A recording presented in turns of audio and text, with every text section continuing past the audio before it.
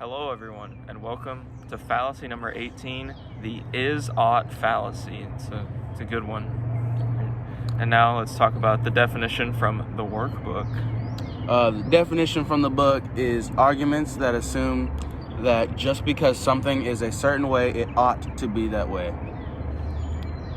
The speaker is not giving any real evidence for their argument. They're trying to justify their point by referencing how something else is, and it doesn't provide any actual proof for what they're trying to argue. So now let's talk about some examples. The first one is from the internet, comes from a website called Fallacy Files, and it says that abortion is legal, so therefore everyone should get an abortion, and abortion is a legal thing, and this argument says that because it is legal, that means that everyone should get one, and that is like the classic example of the is-ought fallacy. Like, just because something is right, or that is the way it is, doesn't mean that that's how it should be. And so, like, just because you can legally get an abortion doesn't mean that you should. So Jeremiah, do you have an example? A good example is just because the average shoe size for most males is 11, that every male should wear the size shoe, Okay, I'm sorry. Wear a size 11 shoe. Yes, that's what I meant to say. Thank you, Claire. And that's not accurate because, like, obviously not everyone has the same size foot. Just because one person has a size doesn't mean that that is the correct size. yeah, that's another good example. And then a different example that we have is my favorite color is blue, and so that means that everyone's favorite color should be blue. And again, like, just because that's the way it is for me doesn't mean that that's the way it should be for everyone. Like, and the problem with this fallacy is that you're not providing any evidence for it being a fallacy or for it being true other than the fact that it is the way it is. So I'm not providing any real evidence for the fact that blue should be everyone's favorite color other than, oh, it's mine, so therefore it should be everyone's. And I think that's a good example of why this is, because, like, just because it is doesn't mean that it should be. And there's no reasoning about why blue is the best color or anything like that. Mm-hmm. And then another example, this one's out of the book, is that if God didn't want us to eat animals, then he would not have made them out of meat, which is a fallacy because just because it's edible does not mean that you should eat it or that you have to eat it, because there's a lot of things in the world that you could eat, but it doesn't mean that you should eat them. Yeah, and I think that, like, if you want to talk about, whether or not you should or shouldn't eat meat, or whether or not you want to go vegan or not, I think that argument is not the way to go, because you're saying, like, oh, you can eat these animals, so therefore it's right to. Again, like, you're not providing any evidence other than just saying, well, that's the way it is, so that's the way it should be. That's where the name is-ought comes from. This is the way it is, so that means that it's the way it ought to be. And also, for that one specifically, that argument, there are a lot of actually good arguments that could be made for eating meat or not eating meat. So it's just like a cop-out argument to just say, oh, well, if God didn't want me to eat it, then he wouldn't have made them edible. Jeremiah, did you have anything to add on that? No. Do you want to read the next example? Or state the next example? Which one is it? That one. This is another book example. There has always been a lower caste in India that has been improvised, and there always will be. We must accept this fact.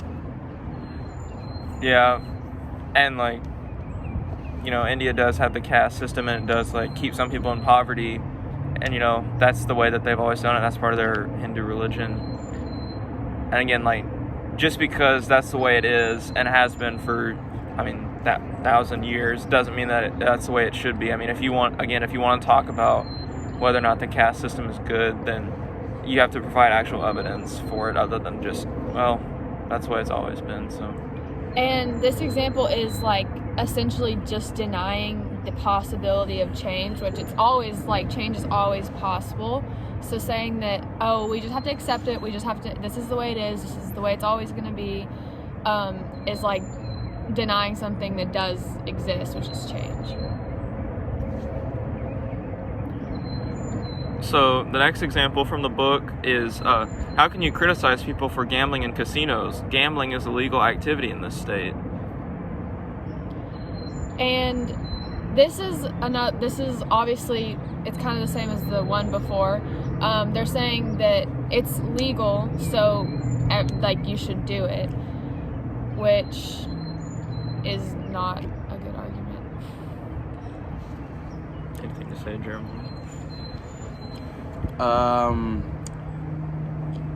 Just because I really don't know. Hold up.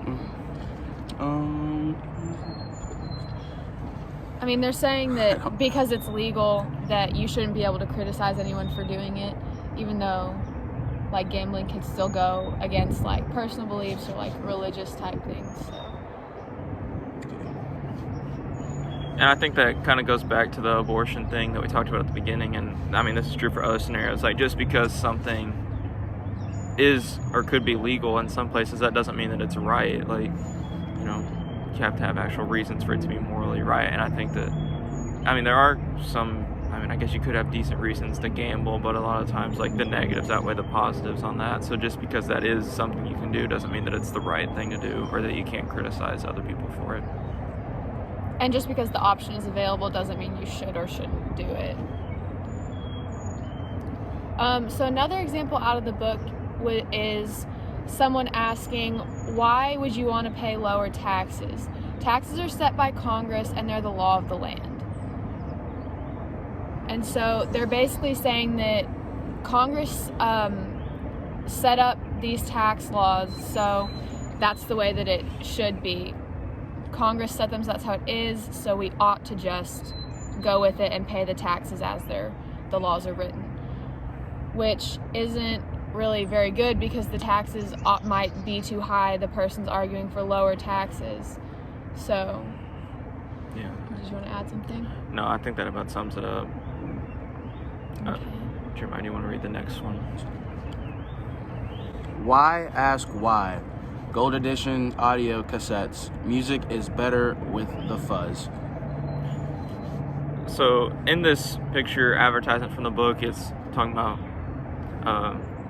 a cassette company, and you know, listening to cassettes, obviously it doesn't sound as good as the music we listen to now, so there might be a little bit of like fuzz and like background noise and stuff to it. But it's saying like, I mean, like, why would you criticize that? Like, music is better with the fuzz. It's not just saying like, oh, well, that's the way it is, so I mean that means that it's better and that you shouldn't criticize it. And again, they're not providing any evidence for why it could or could not be better, other than just saying, well, that's the way it is. I also feel like in this example specifically, they're trying to cover up a flaw. Like, they're just trying to like glaze over a flaw in their business or like their product by just saying, oh, this is how it is, this is how it's been, like it just should be this way. And so instead of like trying to come up with other reasons, they're just trying to glaze over like a flaw that they have. Yeah, and so the last example that we have from the book is a student talking to his principal, and the student says, you know, he's saying like, I think us students should have more of a voice in the decision-making process, and the principal says, well, our school has never been a democracy and isn't a democracy, so we're not going to change it now. And you know, the principal doesn't really provide a reason to the student on why he feels like he should be the only one making decisions, other than, well, that's the way it always has been. We're not going to let y'all get involved. And I think a lot of times this happens in like schools or with parents, where the authority figure just tries to like between adults and children, the authority figure, the parent or the teacher or the administrator, is trying to just like make it so that the student can't have their like voice just because they're like the one who's in charge. So saying like, well, this is the way it's been, it's not a democracy. Or a parent saying, oh, well, I'm the parent, I've always been in charge, to keep their position of authority. Do you want to add anything on that, Jeremiah? All right, so wrapping things up, what are everyone's final thoughts on fallacy number 18?